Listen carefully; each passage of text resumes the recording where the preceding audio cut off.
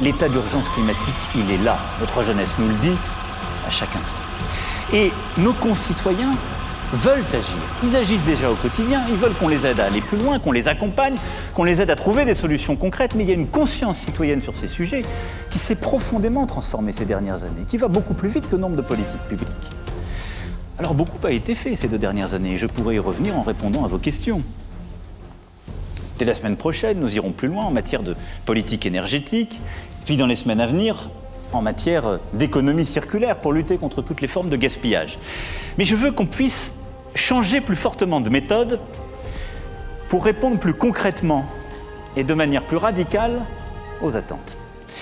Changer de méthode, c'est d'abord utiliser davantage l'intelligence collective sur ce sujet. On a beaucoup de solutions, je l'ai souvent dit, mais elles sont souvent trop complexes pour nos concitoyens, pas utilisées, peu connues, peu adaptées. Qu'il s'agisse des aides pour changer la chaudière, pour changer de véhicule, c'est en train de s'améliorer, mais enfin, il y a beaucoup à faire.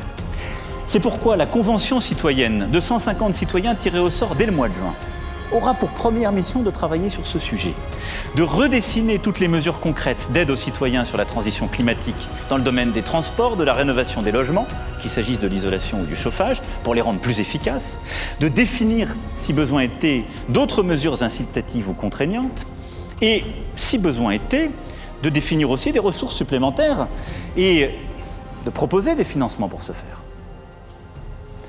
Ce qui sortira de cette convention, je m'y engage, sera soumis sans filtre, soit au vote du Parlement, soit à référendum, soit à application réglementaire directe. Dimanche dernier, les 150 Français de la Conférence citoyenne pour le climat rendaient leurs conclusions. À 98%, ces citoyens tirés au sort votaient pour un moratoire sur la 5G, une technologie qu'ils considèrent, je les cite, sans réelle utilité. Dans son discours hier, le président de la République n'en a pas dit un mot. Silence radio.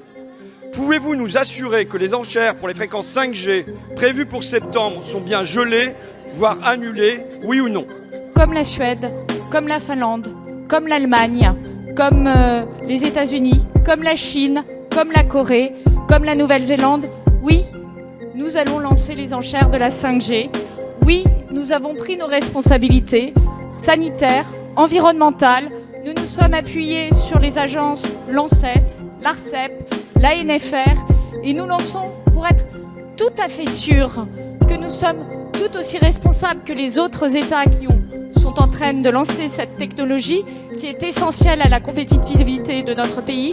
Une mission qui est confiée à l'IGF, à l'IGAS, au CGED et au CGE pour nous assurer que nous sommes bien aux meilleurs standards des pratiques de suivi environnemental et sanitaire. Cette réponse est très simple, nous le faisons pour le pays, nous le faisons pour notre industrie, nous le faisons pour les Français.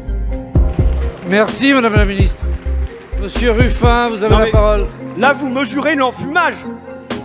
Il y a une semaine, 98% des citoyens réunis viennent nous dire que c'est une technologie inutile, sans réelle utilité.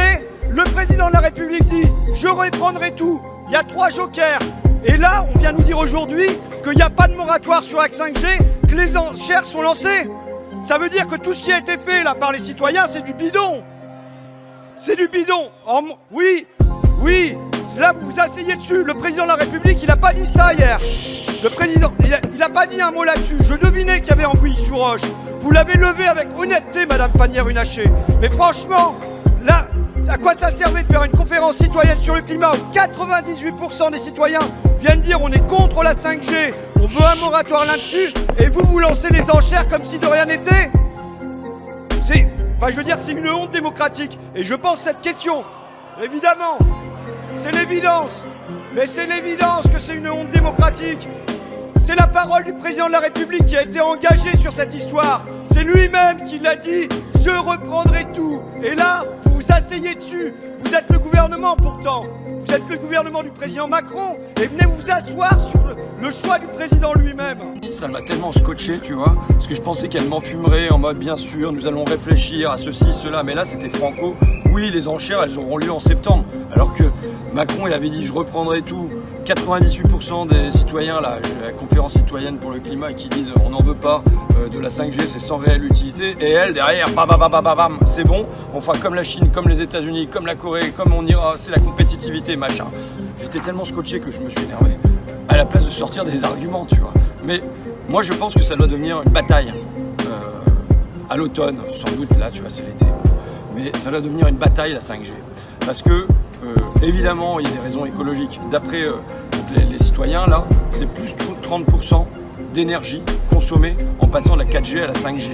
C'est 8 fois plus d'antennes qu'il va falloir. Il paraît qu'il faudrait une antenne tous les 100 mètres en ville, tu vois un peu. Bon, ça c'est pour les raisons environnementales. Les raisons sanitaires, il y a des rapports, on ne sait pas en fait.